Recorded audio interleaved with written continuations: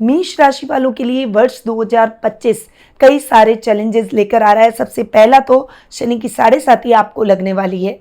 वहीं ये समय आपके स्वास्थ्य संबंधी समस्याओं को बढ़ा सकता है। आपको बहुत ज़्यादा केयरफुल होकर बोलना होगा, क्योंकि आपकी बोली से आपके काम बनने की जगह बिगड़ सकते हैं। परंतु ये साल आपके लक फैक्टर को सपोर्ट करेगा। इस समय आप स्पिरिचुअल यात्राएं भी कर सकते हैं। वहीं ये साल शेयर ट्रेडिंग, क्रिप्टो, लॉटरी, जुआ, सट्टा जैसे शॉर्ट टर्म कामों से आपकी अच्छी मनी बनवा सकता है। यानी इस साल अचानक धन लाभ के बहुत अच्छे सोर्सेस आपको मिल सकता है और अचानक धन लाभ भी हो सकता है। साथ ही ये साल मैरिज में आने वाली प्रॉब्लम्स को दूर कर सकता है। जो युवक युवतियां अपना परफेक्ट लाइफ पार्टनर ढूंढ रहे हैं, उनके लिए ये साल गजब का रहने वाला है। और क्या साल और उपलब्धियां दिलाएगा, किन किन सावधानियों के साथ आपको आगे बढ़ना है, और क्या डिटेलिंग में अगर आप जानना चाहते हैं इस वर्ष आपके साथ क्या घटित होने वाला है, तो वीडियो को एंड तक जरूर देखें। नमस्कार, मैं निधि शिमाली आपके अपने इस सोशल मीडिया परिवार में आप सभी का स्वागत करती हूं। मैं लेकर आ गई हूं आप सभी के लिए वर्ष 2025 का मेष राशि वालों का वार्षिक राशिफल। और ये राशिफल बहुत इंपॉर्टेंट है, क्योंकि आने वाले वर्ष का हर व्यक्ति इंतजार करता है। नए साल की अगर प्लानिंग आपको पहले से पता चल जाए कि क्या क्या होने वाला है, तो उस हिसाब से आप अपनी प्लानिंग कर सकते हैं और उस हिसाब से आप अपने नए साल में कॉन्फिडेंटली आगे बढ़ सकते हैं। तो वर्ष के सबसे पहले कुंडली का हाल जान लेते हैं कि साल के स्टार्टिंग में आपके सभी ग्रहों की स्थितियां कैसी रहेगी। तो सबसे पहले मैं आपको बता दूं कि गुरु ग्रह साल के प्रारंभ में यानी 1 जनवरी वर्ष 2025 को आपके द्वितीय भाव में वृषभ राशि में बैठेंगे। वहीं शनि अपनी मूल त्रिकोण की राशि कुंभ में विराजमान रहेंगे। राहु और केतु की अगर स्थितियों की बात करें तो राहु आपके 12th हाउस में और केतु आपके 6th हाउस में जाकर विराजमान होंगे, जो कि राहु की और केतु की सम राशियां हैं। यानी राहु मीन में और केतु कन्या राशि में विराजमान रहेंगे। ये तो हो गई साल के स्टार्टिंग की कुंडली। साल के प्रारंभ में मंगल आपके नीच के होकर आपके 4th हाउस में यानी कर्क राशि में विराजमान रहने वाले हैं। अब अगर आपके राशि स्वामी की बात कर लूं पहले, तो वे वर्ष पर्यंत कर्क से लेकर धनु राशि तक गोचर करेंगे और 27 अक्टूबर से लेकर 7 दिसंबर तक वे स्वग्रही होकर वृश्चिक राशि में यानी आपके 8th हाउस में विराजमान होंगे। यहां पर आपको मंगल का बहुत अच्छा बेनिफिट इस साल मिल सकता है। यानी आपका कॉन्फिडेंस अच्छा रहेगा। आप जो भी यात्राएं करेंगे वो आपकी सक्सेसफुल रहेगी। कोई भी इंपॉर्टेंट मीटिंग हो उसमें आप बहुत इफेक्टिवली अपनी बातों को रख पाएंगे। ये तो हुई आपके राशि स्वामी की बात। अब मेनली 3 ग्रहों की चर्चा इस वीडियो के दौरान मैं जरूर करूंगी। आप जान लीजिए कि गोचर की जो कुंडली होती है उसमें सबसे लंबे 3 ग्रह बैठते हैं, राहु, शनि और गुरु।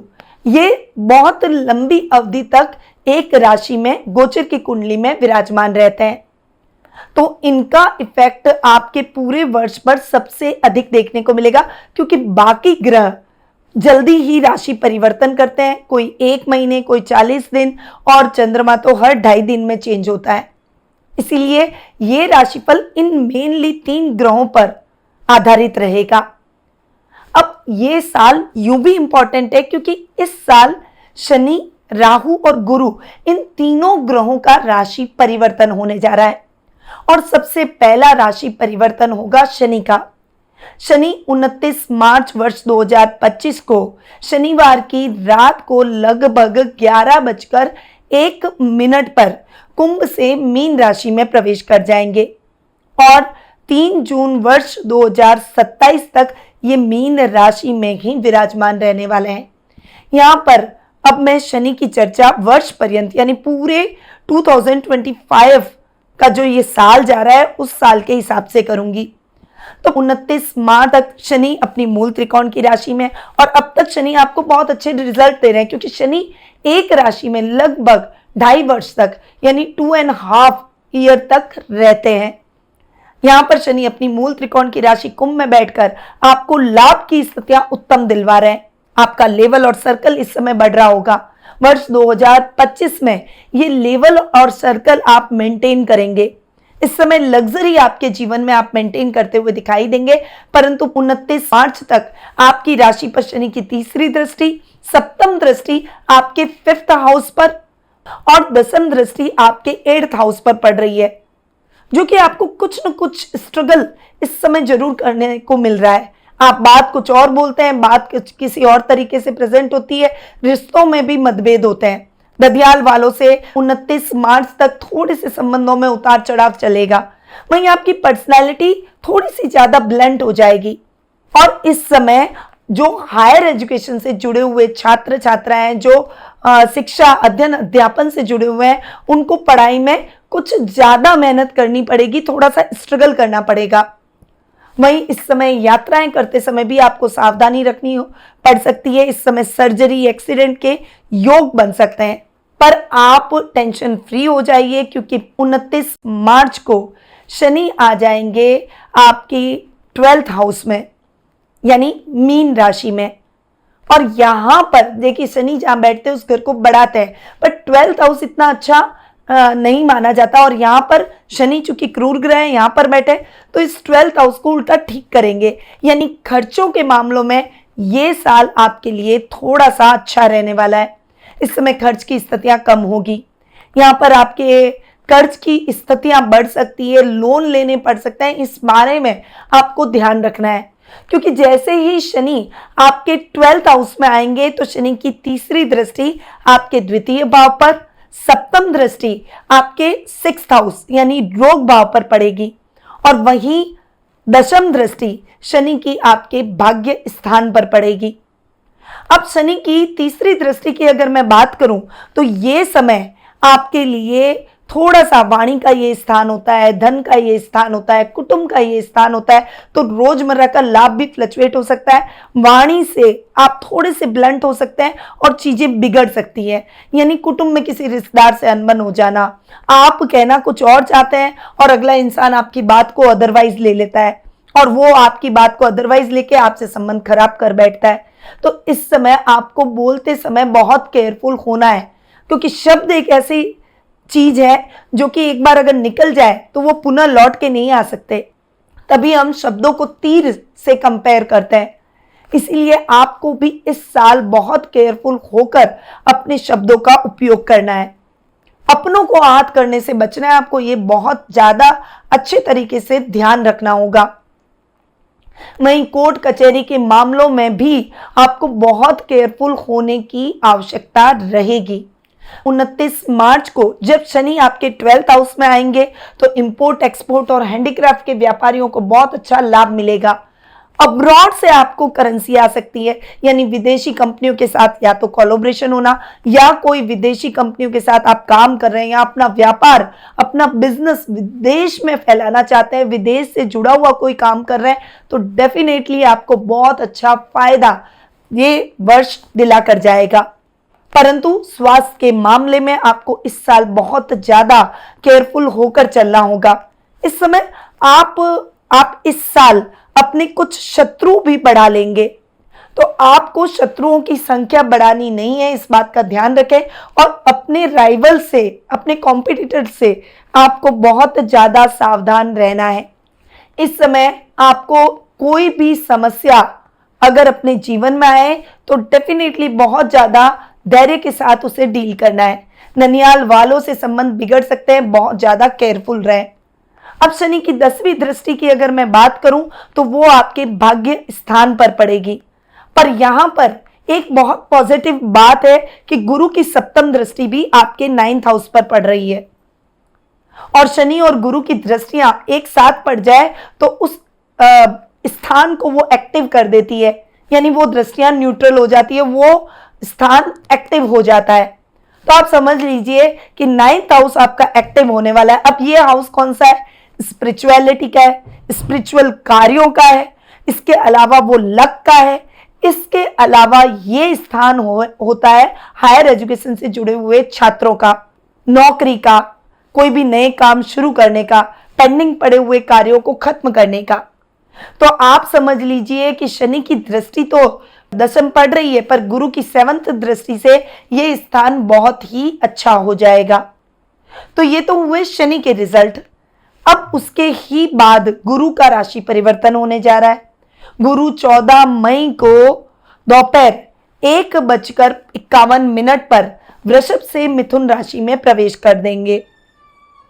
अब साल के प्रारंभ में गुरु आपके वृषभ राशि में विराजमान है और 14 मई तक गुरु आपके 2nd हाउस में यानी धन भाव में बैठने वाले हैं, जो कि गुरु का सम स्थान कह दूं, वृषभ राशि सम राशि कह दूं।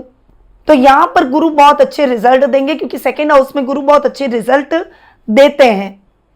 अब अगर मैं गुरु की दृष्टियों की अगर बात करूं, तो गुरु की दृष्टियां आपके 2nd हाउस पर चूंकि गुरु बैठे हैं, तो गुरु की 5th दृष्टि आपके 6th हाउस पर पड़ रही है।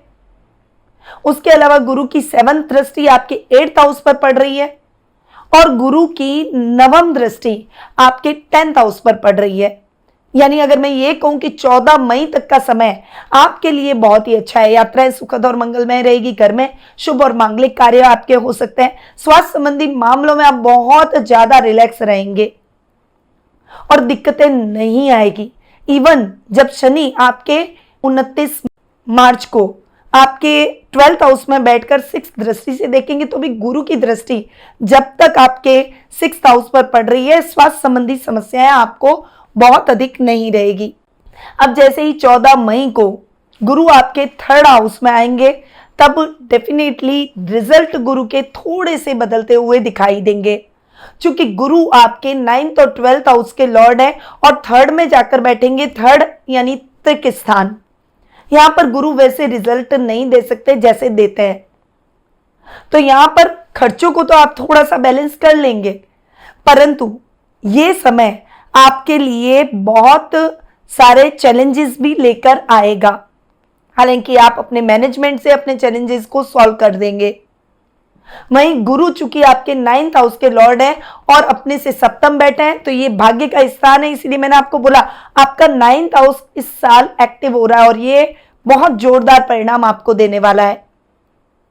गुरु की दृष्टियों की अगर मैं बात करूं, तो गुरु की 5th दृष्टि, जैसे ही गुरु आपके 3rd हाउस में बैठेंगे, मिथुन राशि में बैठेंगे, गुरु की 5th दृष्टि आपके 7th भाव पर पड़ेगी, जो कि विवाह में आ रही बाधाओं को दूर करेगा। व्यापार में आप बहुत अच्छी उन्नति करेंगे। इस समय नया बिजनेस स्टार्ट कर सकते हैं। बिजनेस को एक्सपांड अगर आप करना चाहते हैं, एक्सटेंड करना चाहते हैं, तो बिजनेस आपका बढ़ेगा।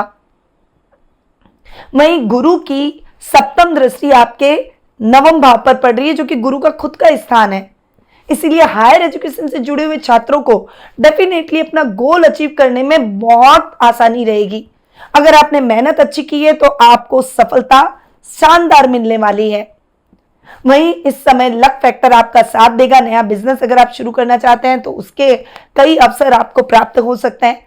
वहीं अगर जो युवक युवतियां बेरोजगार हैं और नौकरी की तलाश कर रहे हैं, तो उनकी तलाश भी खत्म हो जाएगी, अच्छी जॉब मिल जाएगी।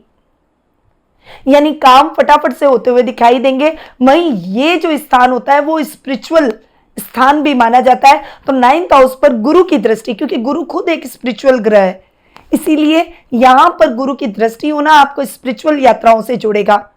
अगर आप चाहते हैं कि इस साल आप 4 धाम यात्रा करें या अपने पेरेंट्स को यात्रा करवाएं, धार्मिक यात्राओं पर जाएं, तो आपका सपना जरूर पूरा हो जाएगा।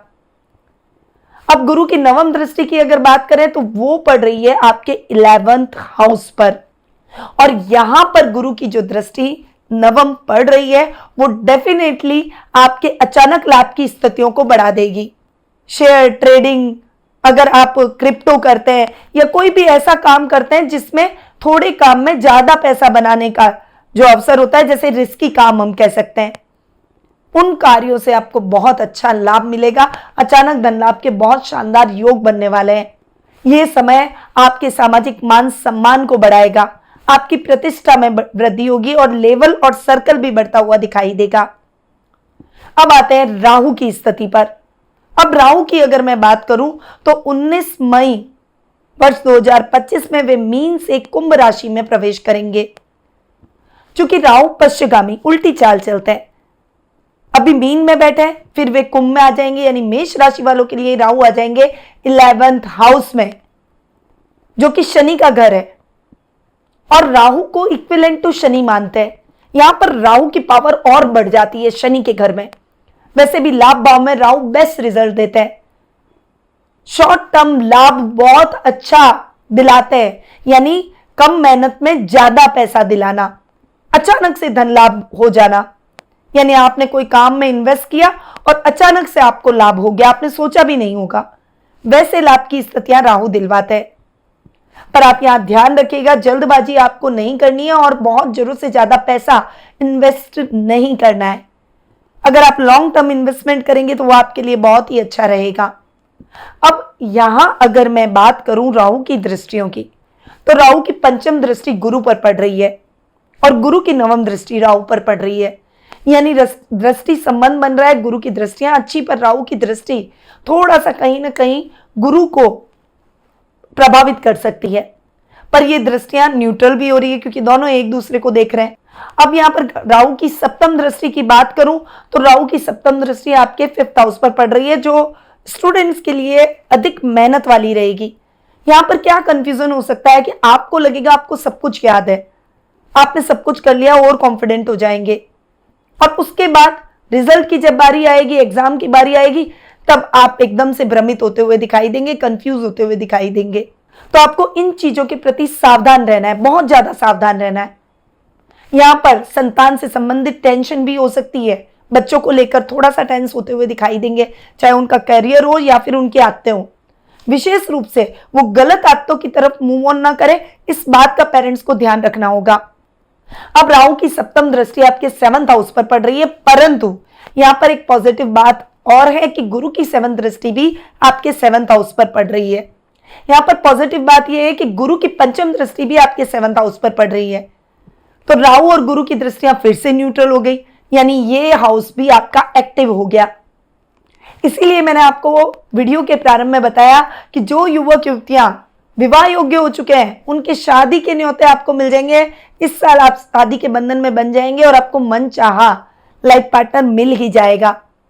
व्यापार में भी आप बहुत अच्छी उन्नति करेंगे, पर यहां चूंकि राहु की दृष्टि भी है तो थोड़ा सा सावधानी के साथ आपको आगे बढ़ना होगा, क्योंकि बहुत ज्यादा इंपल्सिव होकर नहीं सोचना है। थॉट बहुत आएंगे, रातों रात करोड़पति बन जाऊं, लोग आपको रोकेंगे कि धैर्य रखिए, परंतु आप थोड़े से जल्दबाजी में काम कर लेंगे। ये नहीं करना है। बस आपको जो आपके अपने हैं, जो आपके ट्रस्टवर्दी हैं, उनकी बातों को सुनना है। तो डेफिनेटली 7th हाउस आपको कहीं ना कहीं का कहीं पहुंचा देगा। बिजनेस में पार्टनरशिप में भी लाभ, और खासकर विवाह में आ रही बाधाएं दूर। यानी इस साल आपको 7th, 9th और 11th हाउस के बेस्ट रिजल्ट मिलने वाले हैं। पर जो मैंने आपको सावधानियां बताई, उन सावधानियों के साथ भी आपको आगे बढ़ना होगा।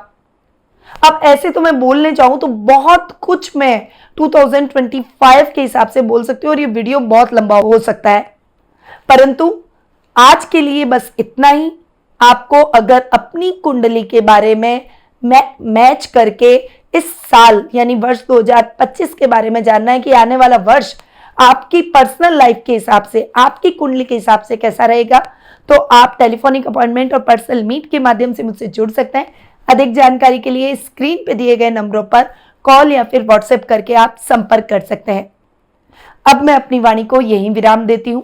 स्वस्थ रहिए, व्यस्त रहिए, मस्त रहिए और हमेशा मुस्कुराते रहिए। जय श्री राधे कृष्णा। गुरुमां निधि श्रीमाली एक प्रसिद्ध ज्योतिषाचार्य हैं।